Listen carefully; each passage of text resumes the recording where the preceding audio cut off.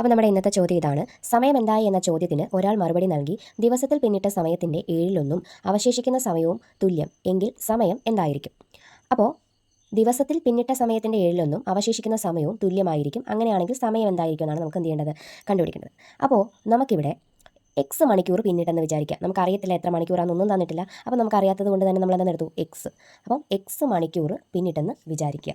Okay ആണേ. അപ്പോൾ X മണിക്കൂർ പിന്നിട്ടു. അങ്ങനെയാണെങ്കിൽ ബാക്കി എത്രയാണ്? മൊത്തത്തിൽ 24 മണിക്കൂറാണ്. അപ്പോൾ 24 മൈനസ് ഈ പിന്നിട്ട മണിക്കൂർ എക്സ്. ഓക്കെ ആണേ.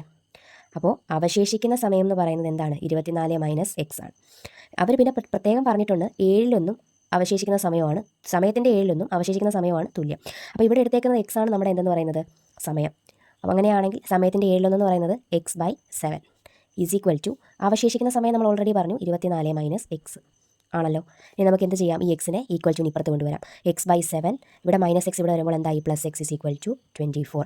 അവിടെ നിന്ന് എന്ത് കിട്ടും, നമുക്കിവിടെ cross multiply 7x plus x by 7 is equal to 24 എന്ന് കിട്ടും. അവിടെ നിന്ന് 7x പ്ലസ് എക്സ് എന്ന് പറയുന്നത് 8x/7 is equal to 24. X ഇവിടെ ഇടുക, ബാക്കി 7 8 ഇപ്പുറത്ത് കൊണ്ടുപോകും. ഇവിടെ ഡിവൈഡ് ആയതുകൊണ്ട് 7 ഇവിടെ വരുമ്പോൾ എന്താവും, മൾട്ടിപ്ലൈ ആവും. 8 ഇവിടെ ഇൻറ്റു ആണ്, ഇവിടെ വരുമ്പോൾ എന്താവും, ഡിവൈഡ് ആവും.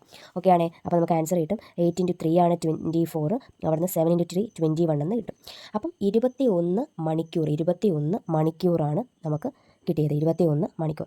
നമ്മുടെ ചോദ്യത്തിൽ എന്ത് കണ്ടുപിടിക്കേണ്ടത്, സമയം എത്രയാണെന്നാണ് കണ്ടുപിടിക്കേണ്ടത്. അപ്പോൾ 21 മണിക്കൂർ എന്ന് പറയുമ്പോൾ സമയം എത്രയായിരിക്കും? നമുക്കറിയാം 24 മണിക്കൂർ എന്ന് പറയുമ്പോൾ എന്താണ്, രാത്രി 12 മണി, അതായത് അടുത്ത ദിവസത്തേക്ക് തുടങ്ങാൻ പോവുക. അപ്പം 12 മണിയാണ് 24, 11 മണി 23, 10 മണി 22, അപ്പം 9 മണി എത്രയാണ്, 21, അതും രാത്രി 9 മണിയാണ്. അപ്പോൾ 21 മണിക്കൂർ. അപ്പോൾ 21 മണിക്കൂർ എന്ന് പറയുമ്പോൾ അപ്പോൾ നമുക്ക് എന്താണ്, 9 PM ആണ്. അപ്പോൾ നമ്മുടെ ആൻസർ എത്രയാണ്, 9 PM ആണ് ആൻസർ.